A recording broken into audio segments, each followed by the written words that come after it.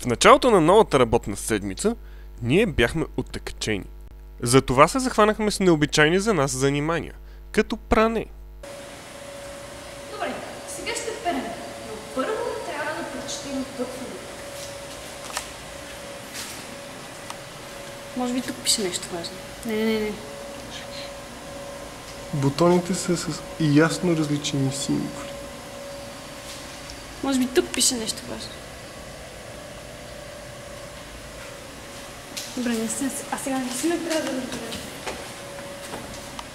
Гигантска е. Но независимо от нашите желания, пералнята отказваше да работи. Лили използва различни методи, за да я убеди да се приведе в действие.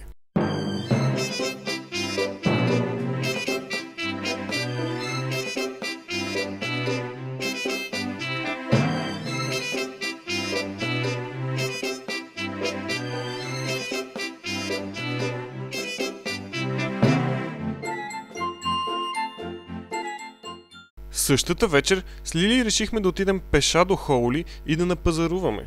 Трябваше обаче да се върнем преди 11:30, което беше немалко предизвикателство. За 30 минути успяхме да стигнем от парка до градчето Хоули в доста силен дъжд и мрак.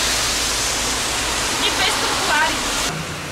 Въпреки че бързаме и времето ни притиска изключително много, ние решихме да се отбиеме в местна сладкарница. Как е, Бебо? Изглежда добре. Обиколихме града, ходихме на кафе и сега ще отидем да пазаруваме в Кристо.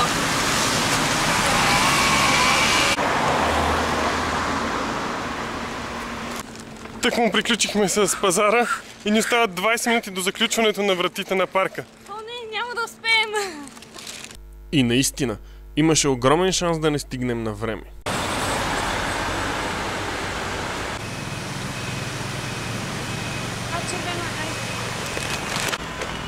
Продължаваме да бързаме. Остават само 15 минути.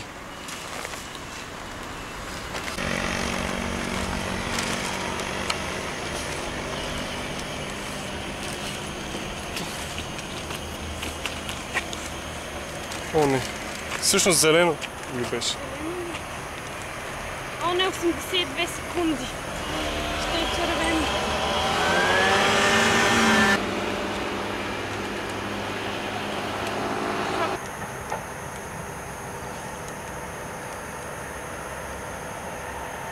Гледа ни.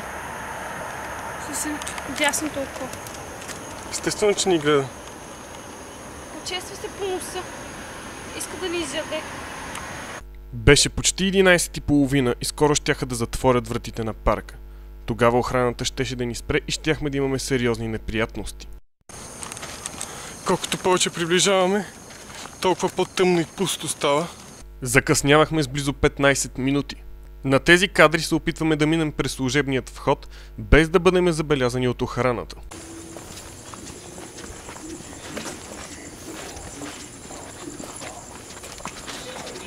И успяхме! Приблизително по същото време се случиха още интересни неща. Марти, която има страх от насекомите, реши да помогне на този бръмбър да напусне нашата съблекалня. Не така бе, просто го набутай вътре. Спокойно, малък бръмбър.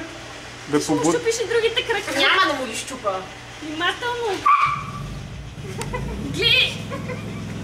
Ще го убиеш! Няма да го спасиш. Няма да го убия. Айде, бръмбър и влизай. Добре, сега го побутни отзад с това, което държиш. Не си ги качва сам. Айде ме да бръмбър. Добре, сега тигни кофичката. Той се е закачил. Това са мигове от катастрофата. Не го хвърли от високо. Ако си го обърнала наобратно, ще се отдави като завали. Неправилно спадна. Ужас! Освен това, в стаята на Лили и Мартина избухна ферментирала бутилка с кетчуп. Андрей, махни. Убийствения кетчуп. Боб започна да върти огнен квадрат и беше включен в нашето шоу.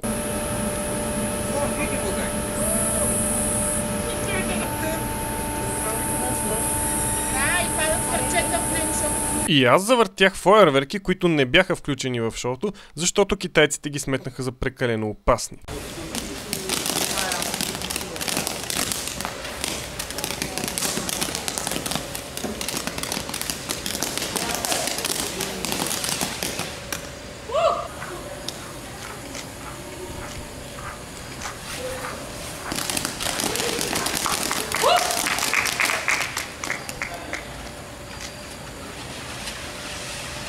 Те са различни. Най-сетне дойде почивният ни ден и ние бяхме събудени от ето това.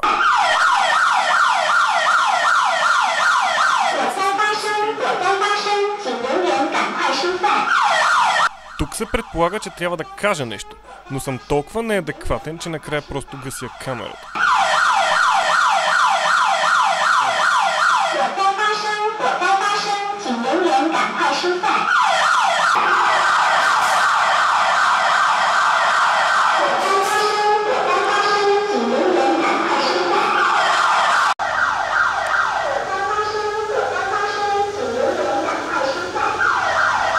Така нашият почивен ден започна с фалшива тревога. Същия ден с нашите приятели Жени и Оксана отидохме до Тайчънг, който беше най-близкият голям град до нас.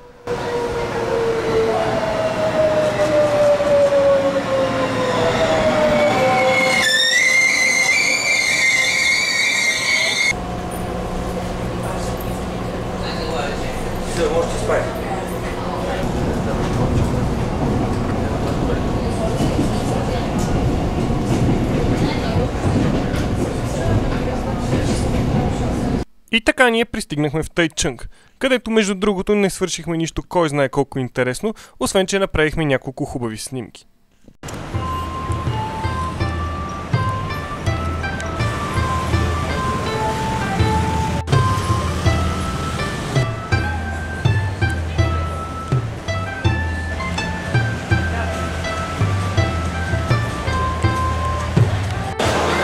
Нормалните хора първо разглеждат какво може да има в една държава и тогава я посещават. Ние за по-интересно първо се озовахме в Тайван и тогава решихме да разберем какво може да се посети.